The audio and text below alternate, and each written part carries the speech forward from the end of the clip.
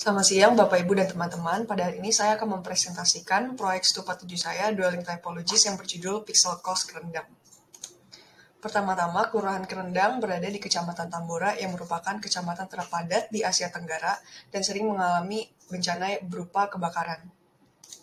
Kebakaran di kawasan ini disebabkan beberapa hal, yaitu antara lain kerapatan bangunan, adanya aktivitas memasak, dan aktivitas berhuni kos-kosan, lalu kondisi bangunan dan keberadaan tralis yang mempersulit evakuasi, fasilitas pemadam kebakaran yang tidak memadai, jenis material yang mudah terbakar, tidak adanya ventilasi alami, korsleting listrik, serta pemanfaatan void kawasan yang sangat maksimal. Di sini Pixel Coast Kerendang berusaha menghadirkan konsep resiliensi yang menggambarkan sifat material yang dapat menyerap energi eksternal ketika dipaksa untuk berubah bentuk secara elastis, kemudian dapat pulih ke bentuk aslinya dan melepaskan energi. Di sini konsep resiliensi memiliki beberapa poin, yaitu immunity to trauma, flexible and can be altered, responsive to disaster, timeless and tough, affordability, and connects with nature. Di mana modul-modul hunian yang bila terjadi kebakaran dapat direplikasi maupun di-replace dengan modul-modul baru yang berbentuk identik. Program ruang yang berusaha proyek ini tawarkan, yang pertama adalah kos-kosan, hunian untuk para pekerja, kemudian ada PKL dan tenda kuliner, serta area pertokoan. Proyek ini terdiri dari 50% kos-kosan, yaitu bagian yang berwarna biru, kemudian 30% area pertokoan di lantai 1 yang berwarna kuning, dan 10% area kuliner yang berwarna merah. Kemudian proyek ini juga dilengkapi dengan fasilitas komunal pada lantai 3, serta area hijau dan area biru, dan juga area servis yang berada pada tengah modul. Proses pembentukan guban massa pertama kali ditinjau dari existing tapak, di mana jarak bangunan sangat rapat, lalu minim ruang hijau dan ventilasi alami, serta fungsi yang dominan sebagai kos-kosan dan toko. Kemudian ruang-ruang hijau dihadirkan pada tapak, terutama di area tengah. Kemudian penandaan 4 titik zoning hunian sirkular, lalu menarik massa tersebut ke atas sehingga berbentuk tabung. Kemudian pada bagian tengah massa ditambahkan sirkulasi vertikal. Setelah itu massa diiris menjadi 5 bagian untuk membentuk 5 level dan pembentukan platform, di mana setiap platformnya ini dirotate atau dirotasi sebanyak 22,5 derajat.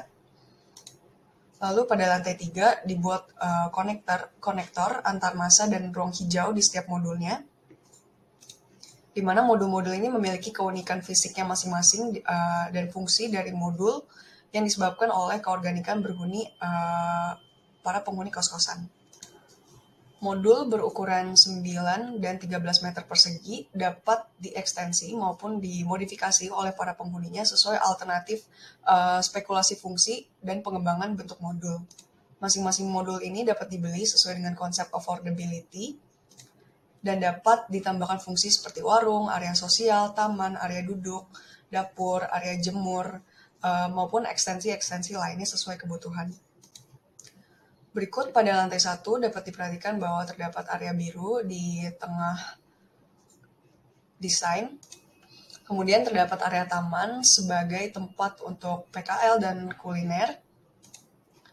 Kemudian area lantai 1 ini adalah area khusus pertokoan, di mana setiap modul-modul ini berfungsi sebagai toko yang berbeda-beda, mulai dari salon, agen snack, toko tekstil, toko baju, toko pulsa, elektronik, gudang, laundry, maupun warung. Kemudian pada lantai 2 hingga lantai 5 terdapat modul-modul yang berfungsi sebagai kos-kosan. Seperti yang sudah saya jelaskan, terdapat 2 modul. Yang pertama yang berukuran 9 meter persegi dan 13 meter persegi, di mana di modul pertama yaitu 9 meter persegi, area depan modul itu dapat dimanfaatkan sebagai ruang hijau. Pada tampak terlihat bahwa desain menunjukkan terdapat 4 tower beserta 4 titik tengahnya ataupun core-nya dengan payung yang menaungi modul-modul. Area tengah desain berfungsi sebagai sirkulasi vertikal berupa tangga sirkular serta area untuk servis dengan ketinggian antar lantainya yaitu setinggi 3 meter.